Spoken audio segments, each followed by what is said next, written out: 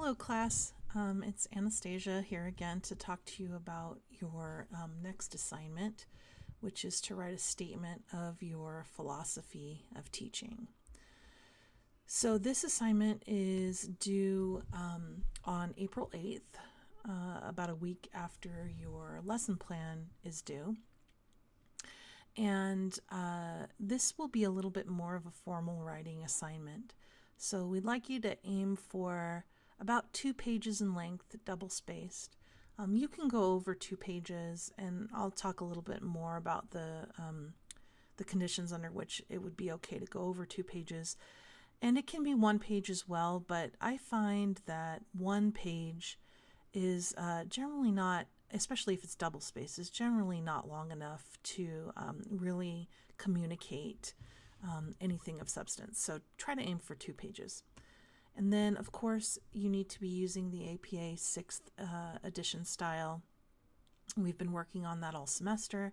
You should have been practicing that in your discussions. Many of you have and are doing great with that.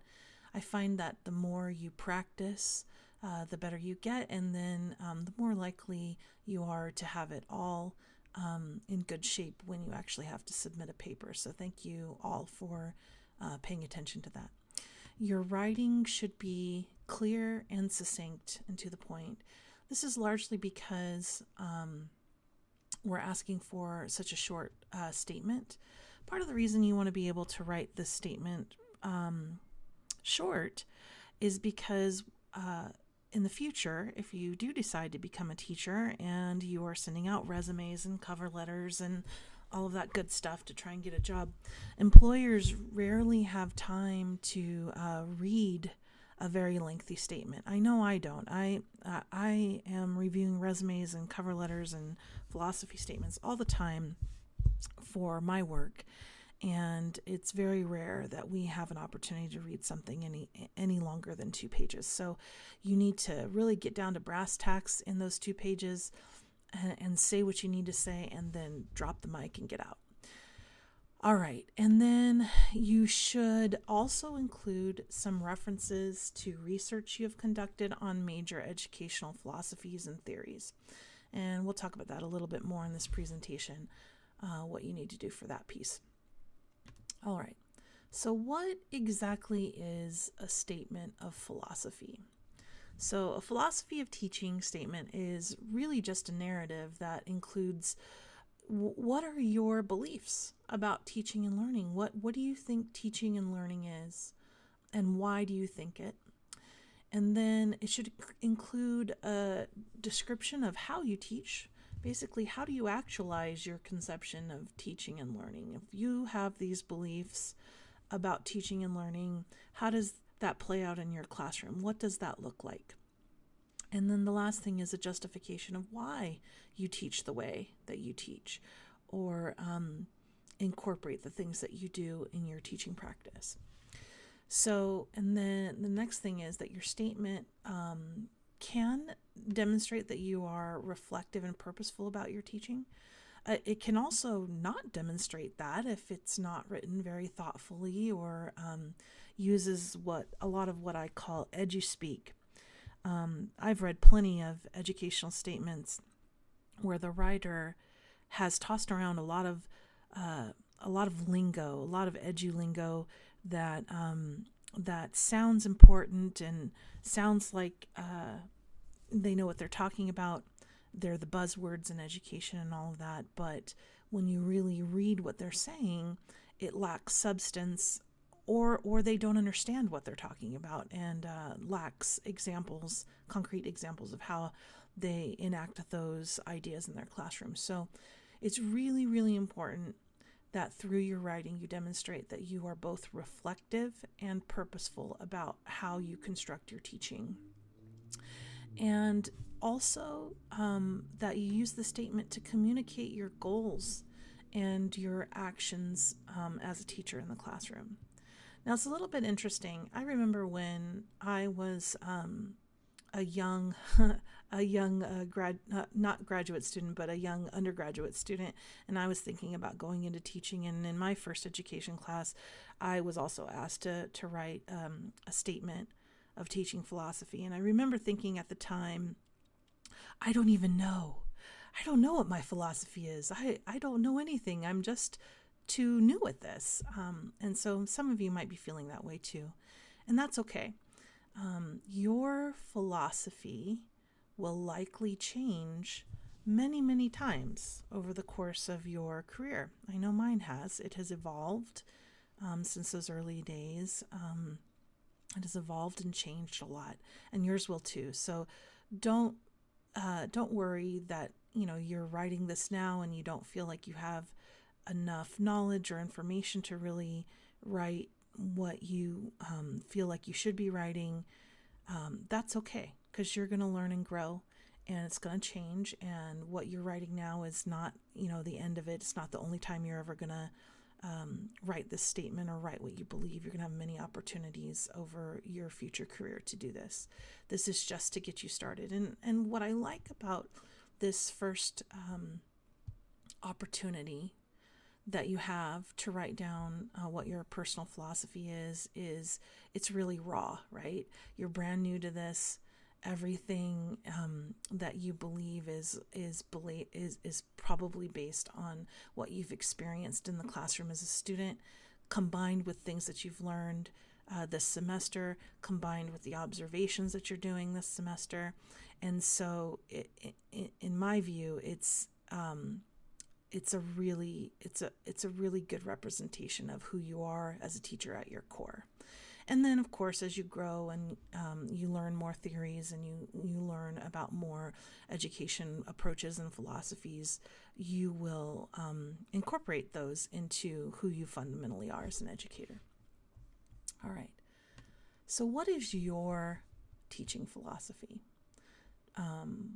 What are you teaching? What are you teaching a specific subject? Or are you teaching a multi-subject? What age group are you working with? What do you believe about how students learn and how teachers teach? So that's such a big open question. It's hard to even know where to start. So we're going to start with some guiding questions that can help you focus in on what you think. Now, this list of questions here, this list of guiding questions, you're not expected to answer all of these questions in your statement. If you tried to answer all of these questions in your statement, it would likely be much longer than 2 pages. But what I might recommend doing as a strategy to get started is sitting down with all of these questions and just doing a free write in response to each one of them, just to get your ideas out. What do you think is the purpose of education? What do you think is the role of the student in education? What is the role of the teacher? What do you think the role of the teacher is in the community or in our nation or, in local government, if that, in society? What do you want to teach? What do you believe about teaching and why? What do you believe about learning and why? How would those beliefs play out in your classroom? Let me just fix that. Found a mistake. Basically, what do your beliefs look like in action? What does that look like in your classroom? And if you don't know, because you don't have a classroom yet, you can certainly draw on your experience as a student, the things that you believe about good teaching. What did that look like in classrooms where you were a student and you were experiencing that as a student? Draw on that experience to think of what your beliefs might look like in a classroom. You can also think about the observations that you've done this semester. That's part of why we wanted you to do the observations, is so that you can get a firsthand look at the teaching practices of teachers who are out there right now in the trenches doing this work. And hopefully it will give you some ideas about what you want to do in your classroom. Then this one, how does student identity and background make a difference in how you teach? You all have certainly read a lot of articles this semester so far that talk about the role of student identity and background in their ability to learn in the classroom. And so what do you what do you plan to do to address that when you're the teacher? How are you going to ensure that you're accounting for this in your students? And what do you believe about the rights of students in the school setting and education as a whole?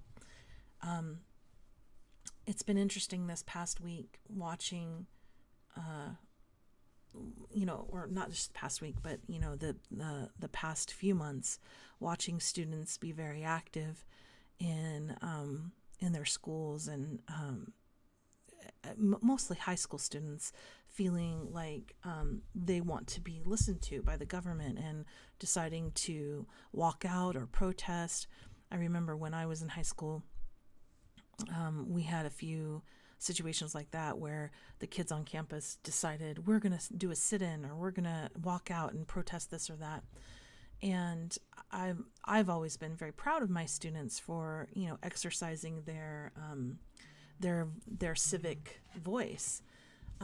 But what was interesting about some of the protests that had been happening in the past month is that a lot of school districts have said, "Oh, we're going to expel students for walking out, or there will be repercussions for that." So this question makes me think about too, like what do you believe about the rights of students in the school setting and in education as a whole? Do students have a right to have a voice in their government? Do they have a right to walk out if they are trying to exercise their voice and protest something? Something to think about. That's just one example. Of course, there are many, many different examples. Like, for example, does a student have a right to a good education? If a student is in the classroom with a teacher that they can't connect with, or that just isn't working for them, do they have the right to request to be moved to another classroom? Anyway, these are not all of the things that you need to talk about in your paper, of course, but they are things to think about. What are the rights of the student in the school setting and in education as a whole? And how do you create a philosophy for yourself that honors the rights and the voice of the student? Just some things to think about. So again, back to sort of the strategy for this is, before you even write your philosophy statement, it's probably worth it to go through all of these questions and just do sort of a brainstorm or a free write in response to all of these questions to kind of get your ideas out. And that will kind of help you think or recognize where your hot button issues are and where your passionate beliefs are, and what your ideas are that you want to build on for your statement. You might want to use a graphic in your paper. If you decide to use a graphic, I'm a huge fan of graphics. If you decide to use a graphic, you should go over 2 pages. Don't submit a graphic that's a half a page long and then just submit a half a page of writing, or a page of writing in one graphic. I'd prefer that if you're going to use a graphic, that you go over 2 pages so that you have room to really show what the graphic is and that it fits well with your writing. And please only include it if it makes sense to do so. This graphic here is from an online philosophy statement by a student named Anna Drews, and she has her online portfolio available for viewing, and part of her online portfolio is her philosophy statement. So if you click on this link right here, you'll be able to go and check out what she did, which I thought was really interesting and highly visual. I think in today's age, where we have so much digital technology, and where society is ever more visual, it might be a good idea to think about including some graphics in your statement, but it is not required at all. Okay, and then the next thing that we want to talk about are the theorists, the educational theorists, and they are mostly old white guys, and that's okay. We have this group of theorists that have been around for the last, I want to say, 100 to 200 years, 150 years, from different countries across the globe. And they have very strong connections to the cognitive psychology field and educational psychology, as well as just education But the big dogs in that field are Dewey, Vygotsky, and Piaget. There are others like Freire and Gardner, more recently Maslow, Skinner, Brunner. There are others. There are many others, but these three are sort of the big three, especially for progressive education. We're talking about constructivism and student-centered classrooms and such. These are the three biggies. So what we want you to do for your statement is we want you to tie your feelings, your philosophy and viewpoint into some of these bigger educational theorists. Now, I know that the readings that we've had so far this semester have only touched on this a little bit, but this is where you're going to do some research on your own. And I have some resources to help you, but just know that you're going to have to do some research. You're going to have to research some of these guys and their ideas and figure out which ones really resonate for you. And you'll find when you're reading about some of their work, they're like, oh yeah, I know that. I do that anyway, or I believe that. And that's right. Most of modern day educational theory is based on their work, so it should sound very familiar. All right, so a great resource on learning theories and theorists is this one. It comes from Australia. It's the Aussie Educator website. And essentially, it's just a repository of different resources and references to get you started. You can use it to explore the different theorists and see which one resonates for you. And then what I'd like you to do is do some deeper research on your own to find some other resources that can tell you a little bit more about each theorist, or the ones that you're exploring. You definitely don't have to research all of them, but let me see if I can pull up this. Hold on a second. Let me see if I can pull up that website.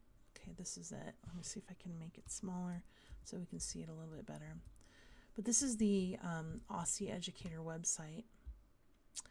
And so what you would do is you would go here, and it's organized alphabetically. So let's say you're interested in Benjamin Bloom. Well, here you have all these different resources here that can teach you more about Bloom.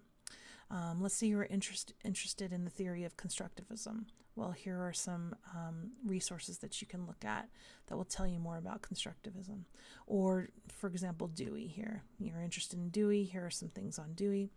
And what it will do is I suggest going through here, looking up some of the major players in this field, Howard Gardner, for example, Gestalt theory, all of this kind of stuff, and check it out and find maybe one or two theorists that really seem to jive with what you believe about education, and then do a little deeper dive on them. There's too many people here for you to look at everything. So instead, just, do sort of a shallow look at a bunch of different people and a bunch of different theories, and then decide which ones you're going to do a deeper dive on. All right, go back to the presentation. So check that out, and I think that'll be really helpful for you. Okay, so now we're going to look at a sample philosophy statement. So let me see if I can pull up the actual statement so that we can look at it. Hold on. Let's see. This is it. Okay, so let me move it in. All right, so this statement is from a gentleman online. He has it posted online, and what I've done is I've excerpted it so that you can see how he's laid out his paragraphs and such. Now, his actual statement is much, much longer than what you see here. This, I've cut it down to basically 2 pages with some references. But like I said, his statement's much longer. But I think there's enough here to really give you an idea of the kinds of things that you would want to put in your statement. Also, something to notice is that this statement doesn't use APA format. You, however, are expected to use APA format. So let's take a look at this and see kind of deconstruct what Russell Yates is doing in the statement. All right, so the first thing he does is he starts with this statement. He begins by stating like the two most important things that he believes in. So, two principles are at the heart of all I do as a teacher. First, I believe that education should be student-centered. And second, basically that students should enjoy learning. Those are the most important things we can do with our students. So he sort of, boom, lays it out right there. This is what I believe. And from there, he goes on to explain why he believes that. This statement here is, let's see if I can do it here. That statement right here, first sentence of the second paragraph, learning and not teaching is the focus of my classroom. Seems almost a little counterintuitive, but it's really bold for him to say that. It gets your attention, and it really establishes that the attention is on the student and not on the teacher. And then he goes on in the very next sentence to give examples. Well, the next sentence is like, he says, oh, okay, there's a lot of implications in this. And then he goes on to talk about examples. So this is why learning is the focus and not teaching, because if teaching's the focus, then control over student academic, social, and behavior actions become the job of the teachers instead of putting the onus of that on the students. He talks about management of the individual students, the classroom, recess behavior, etc. Those all become concerns. But when the focus is on the student, that's not the case. And then he talks about what a teacher-centered classroom looks like here. Let's see here. Where is it here? It's a little wordy here, but when you read it and understand it, what he's saying is basically teaching from delivering just what the textbook company or the Department of Education says through the lens of the teacher is basically the heart of a teacher-centered classroom instead of making the classroom about your individual students. And then lastly, he goes on to back up what he's saying by citing a major theorist, Paulo Freire, and actually a theory, behaviorist theory. He does this structure pretty much over and over again in his different paragraphs. So then here in this paragraph, he was talking about what a teacher-centered classroom looks like and why he doesn't like it. And here he's saying, okay, but in a learning-focused classroom, student-centered classroom, this is what that looks like and why I believe in that. And then he supports that by, again, tying it to another education philosophy and another education theorist. And then he concludes. Next paragraph, he does the same thing. He moves on to talking about kids or students should enjoy and be engaged in their classroom learning. And he talks about that, provides clear, concrete examples. This is such a beautiful statement here too. And again, pretty bold. I believe that engendering a love of learning is probably one of the most important things I can help elementary age children achieve. With that, every other learning task becomes relatively easy. It becomes easy because they love it. They love learning. And then he supports that by using the ideas of theorist John Dewey. And he even includes a quote, which is great. It might have been nice to have a follow-up sentence after that quote to just maybe unpack it a little bit, but it's still okay the way he did it. And then in the next paragraph, same thing. He starts with a statement of his belief, and then he backs it up, or he elaborates on that with some illustrative examples, and then he ties it to a theory. Really, really great structure. And then he, again, because I excerpted this paragraph gets a little bit more in the weeds, but again, this is really the practical, concrete examples that he's sharing about things he does in his own classroom that support these ideas. And then he ends with, I would have liked to see a stronger conclusion. He only has one sentence here, but it's a powerful sentence. So basically, he's reminding you that these are the two things that underlie all of his philosophy. Again, I would say I'd like to see a more powerful conclusion, but this works for the sample. And then he has his references, and I actually, he has his references here, but I would have liked to have seen him include, like, he doesn't have a reference here for Vygotsky, yet he cited Vygotsky in his statement. So when you do your references, make sure that if you're going to cite a theorist, I mean, I guess technically this is the one where he got his Vygotsky information from. But anyway, if you're going to cite a theorist or a theory, you need to make sure that you have the place where you got it from in your references section. And in here, you need to actually have your APA. In the body of your text, you need to have your APA citations so that we know exactly which resource or which reference the citation comes from. What's difficult about the way this student has done this is that you don't readily know, like he's talking about Vygotsky, but we don't readily know where that came from because none of these are Vygotsky. We're going to assume it's this one, but again, it's not clear. So that's why it's so important to use your APA citation format. All right. This example is going to be posted with all of the assignment information so that you can, read it on your own as well. Take a look at it and figure out. I don't know what's happening. I can't move it. Oh, wait, there we go. Okay. And just, peruse it at your leisure. Okay. So now we're moving on to tips. All right. So some tips. Do not write broad, vague, or really widely open to interpretation statements, such as "I believe all children can learn." That kind of goes back to what I was talking about earlier when I was saying that I've read a lot of philosophy statements by prospective employees, like people applying for jobs, where they use this kind of language, but they don't ever really demonstrate that they know what that means.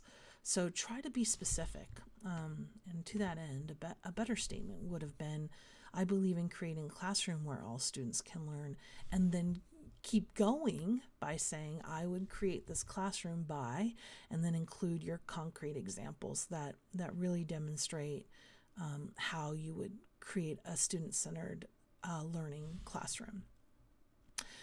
And again, because you guys haven't really been teachers yet, and you maybe haven't had a classroom of your own yet, you can use ideas that you observed during your classroom observation or that you've observed in the past, whether as a student or volunteering in classrooms or wherever you may have gotten your experience. Just you're going to write this as if you are a teacher and you have a classroom and what you do in your classroom, but you're going to write it in the active voice. You're not going to write it in the passive voice. "Well, I would do this and I would do that, or I may have this."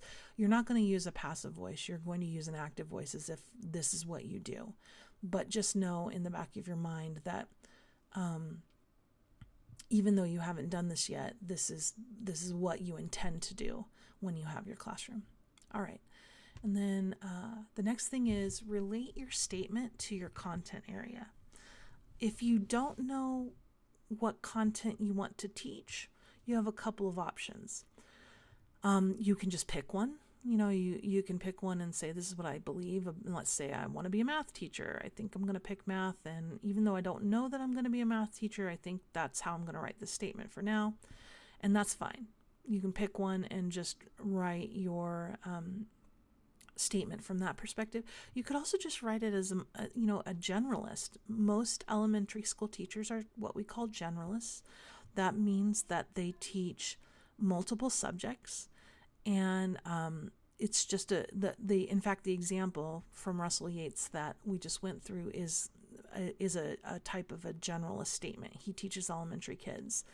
And so it's written from that perspective. But if you know what you intend to teach, you plan to teach middle or high school or college, and you know what subject you want to teach French, you want to teach art, music, whatever that subject may be, then go ahead and write your statement as if you plan to be a music teacher or as if you plan to be a physics teacher.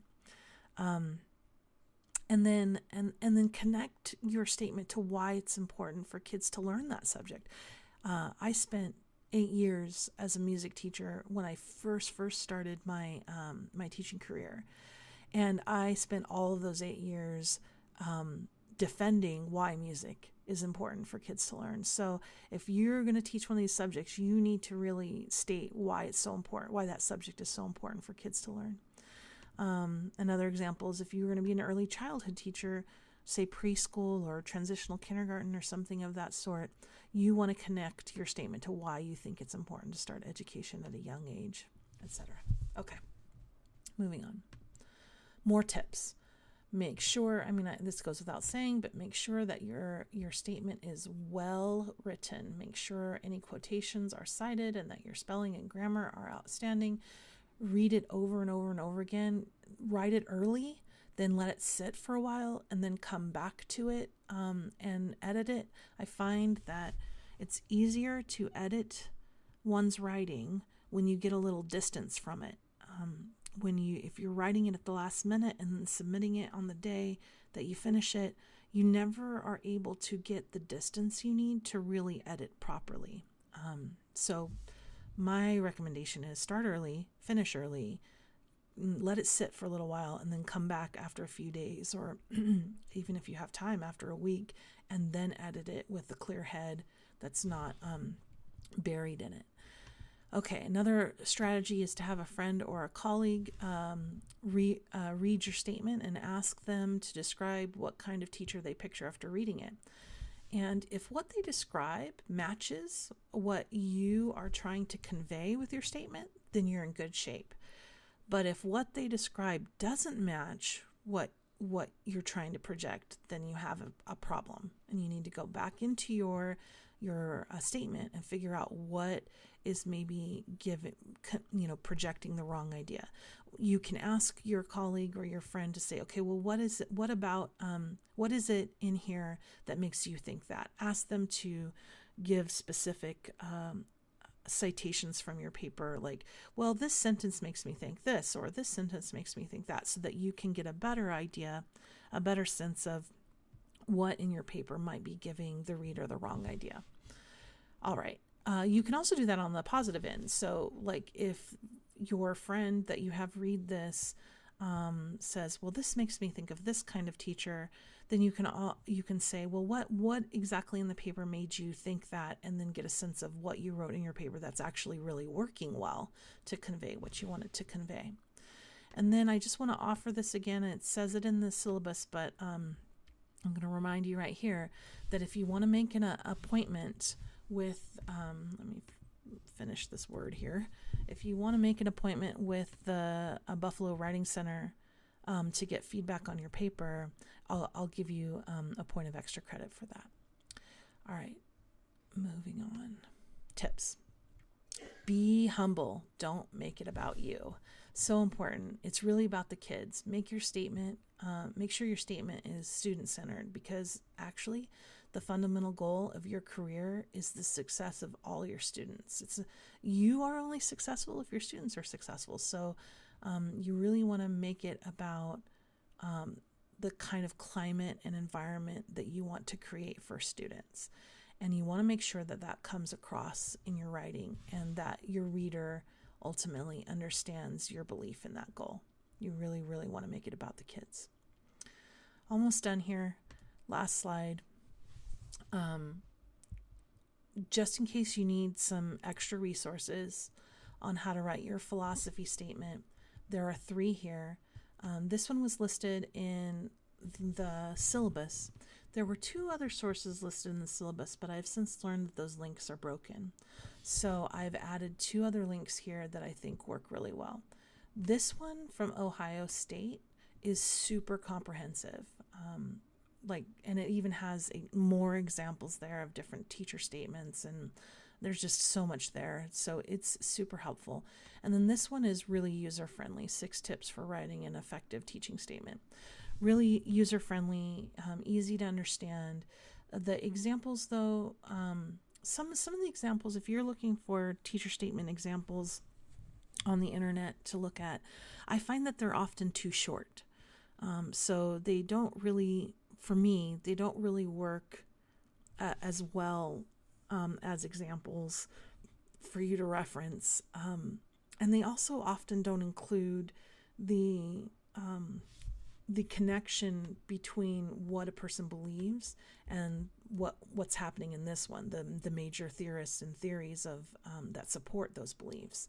So just be aware when you're looking at examples on the internet that the example itself may be too shallow. It may not be deep enough. It may not be long enough or thorough enough or meaningful enough.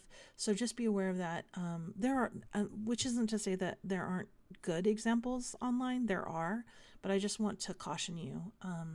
That's why I included an example in here that does kind of the trick of what we're looking for in your statement. Okay, so I know that this is a little bit daunting, probably. I know it was the first time I had to write one, but you can do it, and it's going to turn out fine. And as I said, your philosophy will change many times over the course of your growth and development as an educator. And this is just sort of your first step. You're planting a stake in the sand, and you're saying, "This is what I believe," and it's going to be great. It's going to be really great. So if you have any questions, you're free to reach out to me. I encourage you to reach out to me if you have any questions about this assignment. And I look forward to reading all of your statements. Good luck.